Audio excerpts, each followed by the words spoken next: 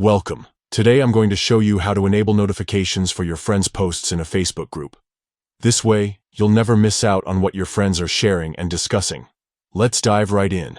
First, open the Facebook app on your mobile device. This is where all the magic begins.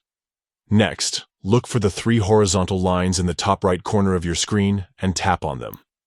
This opens up the menu. Now, scroll down the menu until you find Settings and Privacy. Tap on it to expand the options and then select Settings. This will take you to your account settings. In the Settings menu, find the Notifications section. Under Notifications, you'll see a list of options. Tap on Groups. This is where you can customize your notification preferences for all your groups. You'll now see a list of all the Facebook groups you're a member of. Select the group for which you want to enable notifications for friends' posts. Finally, choose the Friends Posts option. By selecting this, you'll only be notified when your Facebook friends make a post in the group. This helps filter out the noise and keeps you informed about the posts that matter most to you.